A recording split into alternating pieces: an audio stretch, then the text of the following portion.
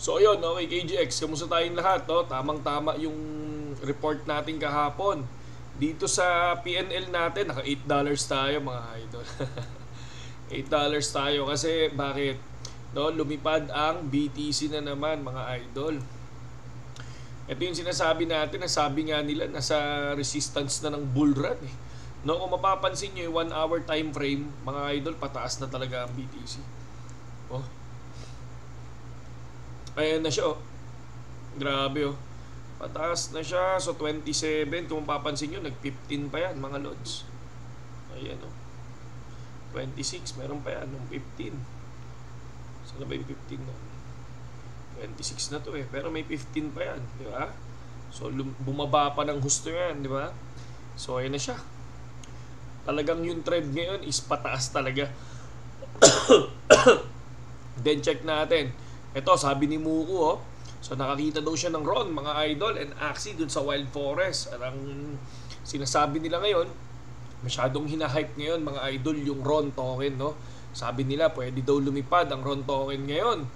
At per Kagi, ayan no, RON is in an interesting position, no?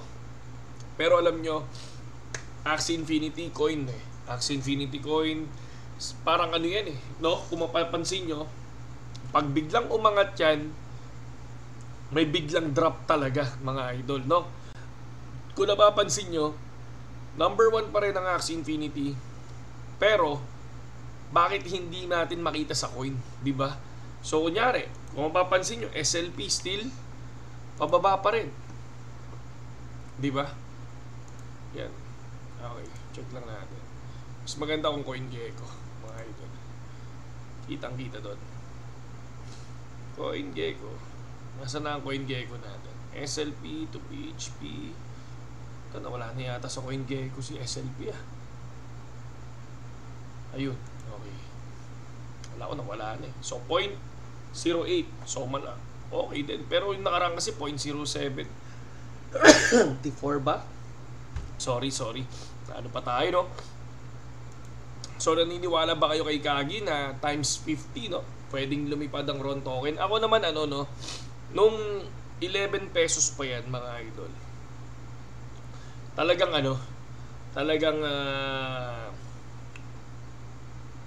talagang malakas ang loob ko na tataas ang value ng RON token kasi wala pa naman masyadong gamit ang RON token. Kaya lang, ang masama nito, kapag ang Ronin network hindi nakakuha ng mga gandang laro, no? Na kung saan yung mga player magiging masaya doon sa ilalabas ni Ronin network, wala pa rin magiging use yung RON token. Kung ang ilalabas niya puro mga pangbatang laro, no? Walang mangyayari sa RON. Pero kung maglalabas yan nung talagang malulupit na game, no? Yung talagang open world, parang Mobile Legend, parang PUBG, parang COD, di ba? Parang Genshin Impact, parang Ragnarok. Yung mga ganon, di ba? RF Online, yung mga ganyan, di ba? So may possibility na pwedeng magamit yung RON token na kung saan nag-i-invest yung tao kasi happy sila, di ba? At the same time, kumikita sila. Second na lang yung kumikita, di ba? Karaniwan, di ba? Kita mo naman ng ML, grabe sa skin, di ba? Kita nyo naman sa COD, ganun din. Diba? So, yun yung mga possibility. Pero, ako yung mga ganito, si Kagi, ano to eh. Kilalang kolokoy din to eh. Kasi una, masyadong pa-hype to, no? Nung bumaksa yung Axie, sinisisi niya sila Gios. Tapos sabay, babalik ulit. Tapos, basta alam nyo na, no? Pa-hype. Yun yung laro ni Kagi, mga idol. Kaya dapat lagi talaga ay nagbabase. Kaya nakikita nyo yung attitude ng mga ganito. Kasi baka mamaya magulat kayo, naniwala kayo bigla, di ba? So ito, sino to? So ito yung whale, and just in. Bitcoin equal human freedom, BlackRock CEO says, no? Kung mapapansin naman natin, wala pa namang may sinabi na ba ang BlackRock? Parang wala namang source, di ba? Kasi inihintay nila si BlackRock pag nag-approve yan, sabi nila lilipad ang value ng Bitcoin talaga, di ba? So, kung mapapansin mo dito, yung iba talaga gusto nila Bitcoin equals freedom. talaga makikita mo na gusto nila, no? Na gusto nilang lumipad. 'Di ba? Halos karaniwan ngayon, kung makikita mo, lahat na nagko-comment is nagki-cryptocurrency. Katulad ako, no? Hindi ako against diyan sa mga yan kasi syempre gusto ko rin lumipad diyan. Kasi isa tayo sa nag-i-invest, 'di ba? So ayan, kung papansin niyo, tingnan nyo, pakita ko lang sa inyo para alam nyo. So dito, kung mapapansin natin, konti lang. So 85 USDT, 116 USDT, tapos may 30 USDT tayo. Pero bibili tayo. So ang bibili natin ngayon, syempre, ADA. Pakita ko lang sa inyo muna. Kasi talagang ano tayo eh. Pinapakita ko kasi na bumibili tayo mga idol, no? ADA tayo. Yung 30 USDT natin, ADA lahat muna yun. Pero hanggang 200 USDT lang tayo sa bawat coins, no? Tumaas lang ako nung ano eh, yung kay XRP, no? So XRP natin mga idol, tapos na tayo sa XRP kasi nag-iipon na tayo ng ibang coin. Okay na tayo sa XRP. So pakita ko lang sa inyo para alam ninyo. So ito yung XRP natin. 3 months, ayan. Ito yung inipon ko ng 3 months, yung XRP natin, pero nilipat natin sa ibang wallet, mga idol, no? Yan, kita nyo naman, di ba? So, ngayon, ang iniipon natin ngayon ay, pakita ko lang, ang iniipon natin is ADA, tsaka Dogecoin. So, ito, ongoing, bumibili pa tayo. Ang ine-next natin dyan, BGB. So, ang BGB natin, kung tatanungin ninyo, nandito sa earn, nasa launch pool mga idol. Ang ginagawa natin, once na merong stake, ini-stake natin. So ayan, pakita ko sa inyo kung nasa yung stake natin. Meron tayong 77 na BGB ito. Tapos, nagpa-farm tayo ngayon ng PPT token. Ayan, ito yung PPT token. No, ayan yun. Sa tuwing may ganyan, may ipo-pool, ilo-launch pool ang BGB, pwede nyo gamitin ang BGB mo para makapag-farm ka ng token. So yun mga idol, no? Kaya kung gusto nyo tong ginagawa ko mga lodi, pwede nyo gamitin yung link natin dyan sa description para no? Baka yan, katulad yan, panalo na tayo ng $8.32. Mga idol, makikita nyo yan dyan, makikita nyo yan. No, talagang everyday natin pinapakita yan, pumasok na yung ating ADA, ang ating Cardano mga idol, no? So yan, makikita nyo naman saan yung token na lumilipad. So ito, yung Dogecoin, tsaka yung BGB. Tapos itong ADA is bumababa, no?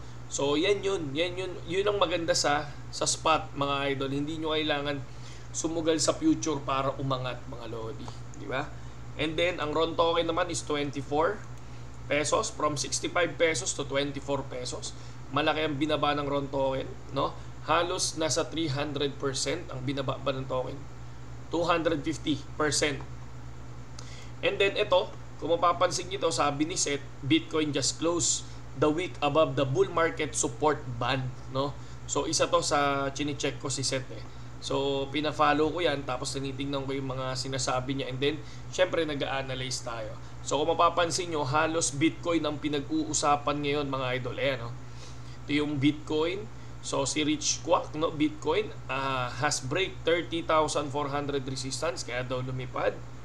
And then si Seth din, Bitcoin. So eto, Bitcoin din, no? Halos Bitcoin yung pinag-uusapan niya. BTC currently making another effort to break the resistance against the maintain over 30k. Ako naka-maintain na sa 30k yan. Ako naka-maintain na yan. So malay natin, no, pag-approve ng ETF. Pero tingin ko ang ETF naman, ang spot ETF hindi agad ma-approve yan. Siguro baka 2024. So baka hanggang 2024 ang bull run eh. Baka pag in-approve yan, dun lumipad yan eh. Dun mo sabihin na, uy, bull run na. Parang gano'n. Pero sa kanila, sa accumulation date year na ngayon, pwede na daw lumipad ang Bitcoin anytime, no? Ayan, no, trending on X, no? Bitcoin holding nicely above 30k level. O, di ba? Yan yung sinasabi natin kahapon pa, di ba? Sa ano natin, sa YouTube channel natin, di ba? Pakita ko sa inyo. Ayan, no? Bitcoin stable at 30k. Yan yung sinabi ko. Bitcoin stable at 30k, no? Sa mga tropa dyan na hindi pa nakakapag-subscribe sa atin, subscribe na kayo. At para updated kayo sa mga basic news lang, 'di ba? Hindi naman talaga totally solid news, pero at least nakikita natin yung ano, 'di ba, yung presyo at kung ano yung mga nangyayari ngayon, 'di ba? So ayan, another rapid profit. I hope you also secured your gains if you've been following. Pero hindi ako naniniwala sa mga ganito, mga idol, no? Sa mga FOMO. Tapos sabay maugulat ka, wasak ka din. Oh, ano to? Okay. ING. Trending kay Bitcoin, kay Bitethos. Ito siya, oh. Pero hindi pa kasi ako hindi pa kasi ako tiwala sa ganyan, mga idol. No, basta ako after XRP meron tayo, nakita niyo naman. After Dogecoin and after ADA, BGB tayo, mga lods. BGB bakit? Bakit BGB, mga idol? BGB coin ng BitGet yan. Ngayon, ang BitGet pang number 6, no? Sa future, no, crypto platform. Next dyan, OKX. Tapos, baba ng BGB, BingX, mga idol. No, 3 platform yan, nasa top 10. Ang BGB, ang pinaka-solid na copy trader na makikita nyo. Super active. Paano ka magiging copy trader sa BGB? Ay, sa BitGet. Kailangan mo mag-hold ng napakalaking BGB, mga idol, para maging copy trader ka dito sa BitGet, mga lodi. Ngayon, once na naging copy trader ka, hindi mo pwedeng ibenta yung BitGet ay yung BGB mo. Kasi kapag binenta mo yan, mawawala ka as a copy trader. No? Ilan ba ang copy trader ng BitGet? Sobrang dami, mga lods, no? Sobrang daming copy trader ng BitGet, mga idol. So ayan, no.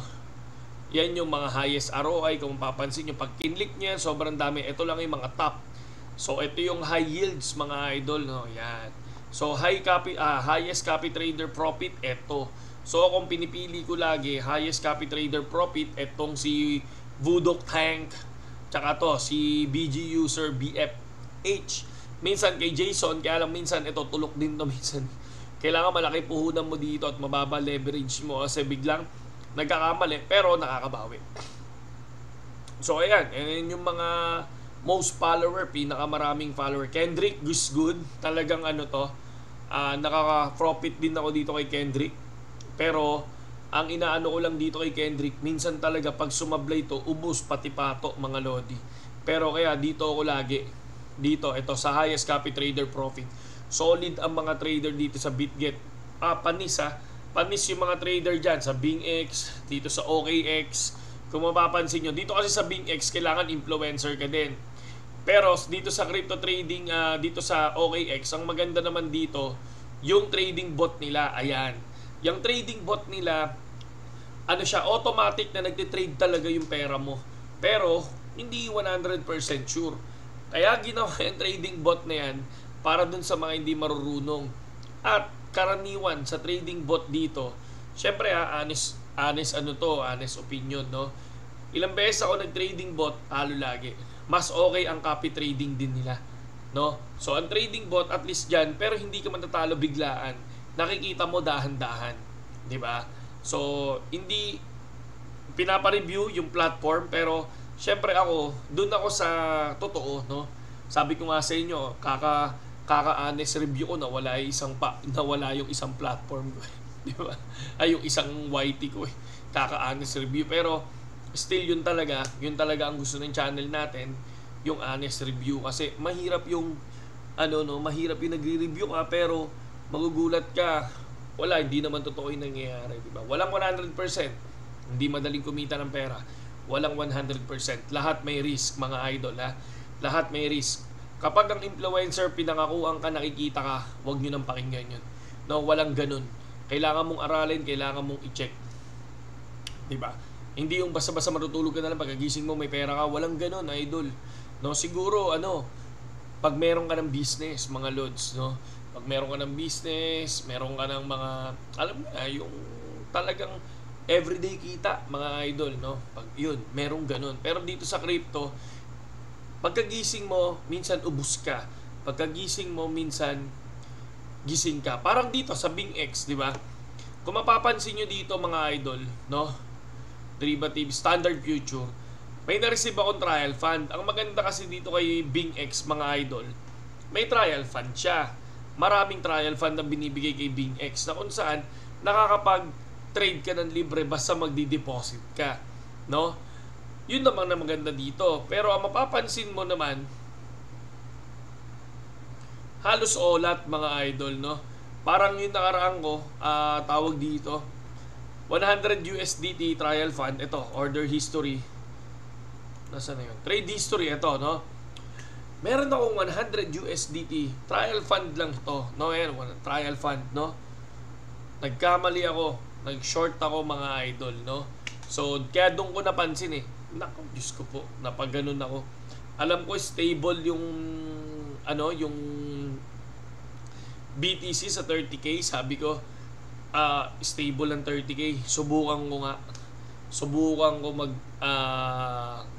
kasi minsan minsan makikita mo hype lang yung ibang influencer. Tapos magugulat ako, sabihin ko sa sarili ko, subukan ko nga mag-short. Ayun, ubos oh.